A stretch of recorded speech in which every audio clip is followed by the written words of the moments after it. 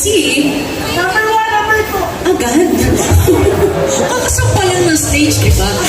So, bago namin kayo tuluyang takamin ngayong hapon na ito, first is, this is a Friday afternoon or Friday night, at hindi ito Saturday. So, we will make it extra special for you since wala rin ang isa pa sa ating mga judges. So, before that, I would like to welcome our panel of judges. Let's start off with the manager for operation and admin, no other than Miss Jen Kobe Venancio.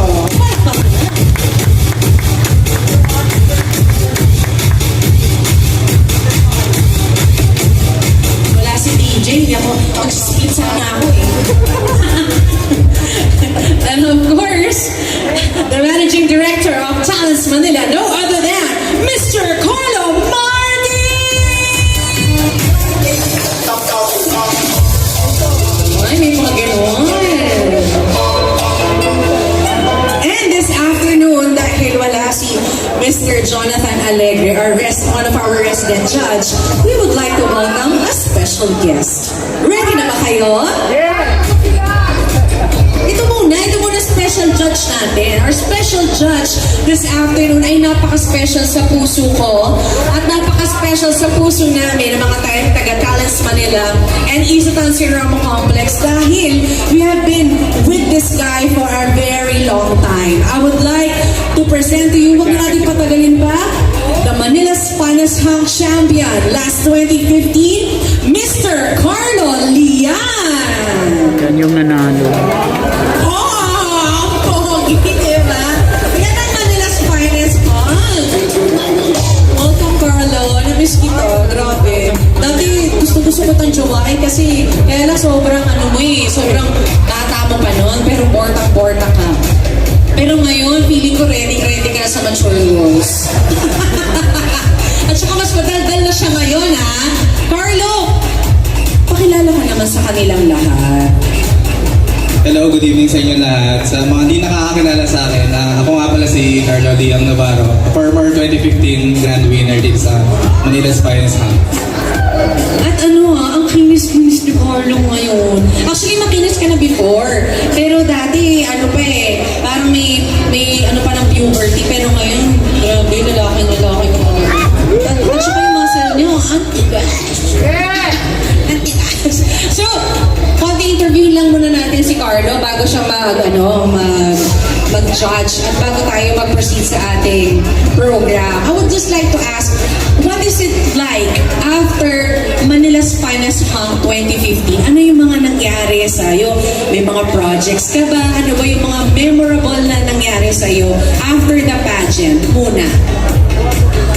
Actually, sobrang saya after nung pagkapanalo ko dito. And maraming opportunity na dumating. Maraming events na kinukuha ko. And tuloy-tuloy pa rin sa mga contest. Sunod-sunod pa rin yung mga laban. Inside Metro Manila and outside Metro Manila. Talaga? So, mas dumami pa pala yung mga projects mo, inside and outside. Nakatulong ba sa'yo ang pagiging title holder na Manila's Finest Hunk?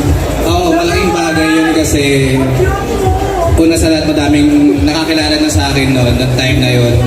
Kaya And doon naman sa ating mga baguhang mga sumasali ngayon sa Manila's Finest Hunk.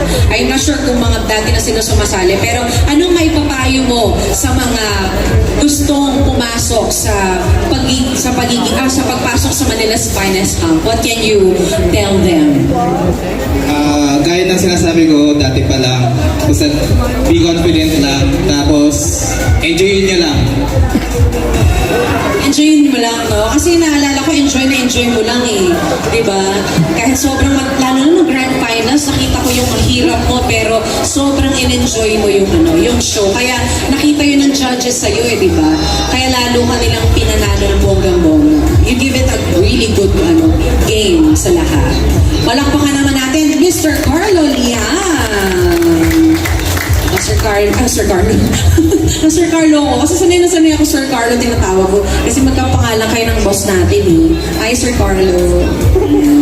So, wala ka na ba ibang yung ba kami sasayawan? Hindi na. Gusto mo sumayaw? Gusto mo sayawan ako? Oh, yan na. Ano tayo sa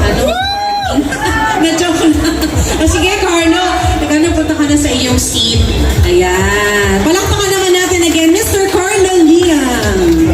Tingnan niyo naman ang mga nagiging produkto naman ni Nas Finest, huh? Diba? Diba? Artistahin. Pak na pak. Okay? And I would like to represent the boys of Manila's Finest Season 9, 9th Elimination Round. Exciting one. Are you ready? O, diba? Our Manila's Finest 2015, Mr. Carlo Liang. Palakpakan naman natin si Sir Carlo Liang on stage. He will help us out in awarding our winners. Napakagwapo, oh. Yan ang pang-champion. Grabe yung photos ito, namumula-mula, oh. May makeup ka ba? Wala? Powder, walang blush on? Grabe yung namumula-mula.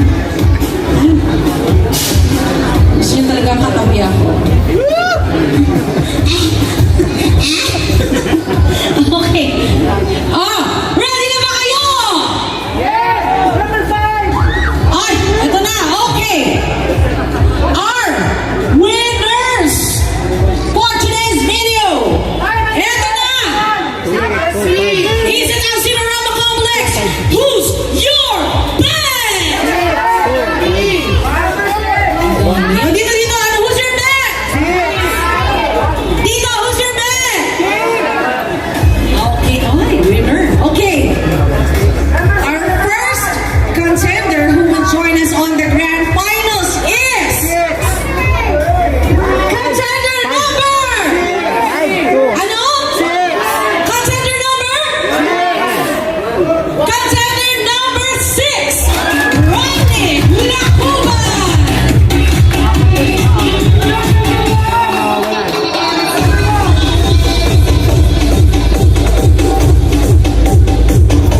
Okay, picture. Congratulations, Romnick.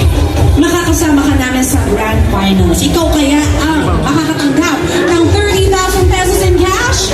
Alamin natin lahat yan on December 3. Okay. Number 5. Gusto niyo pa? Gusto ko pa! Our next winner 5 to 1. 5 is 5.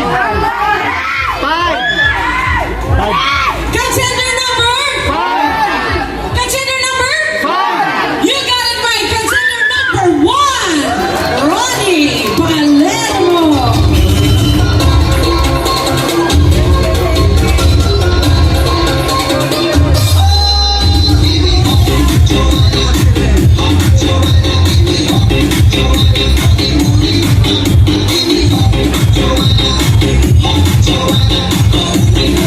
Congratulations, Ronnie. You deserve it.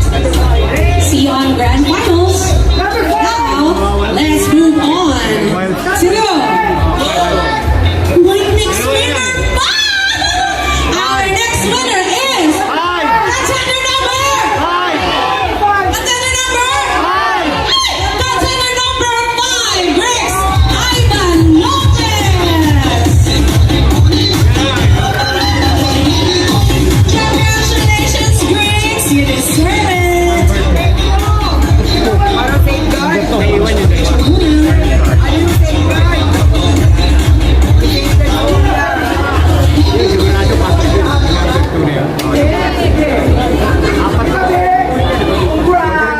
Kaya lang, welcome. Love it, friend. Congrats.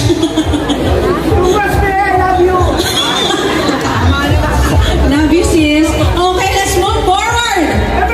Gusto niyo pa ng isa? Siyempre, gusto pa natin ng isa. Okay. Our next winner who will join us on the grand finals is contender number. Contender number 2, James Santos. Congrats. Ito si Boy Felix. Lahat yan makukuha. Alright! Gusto niyo ba?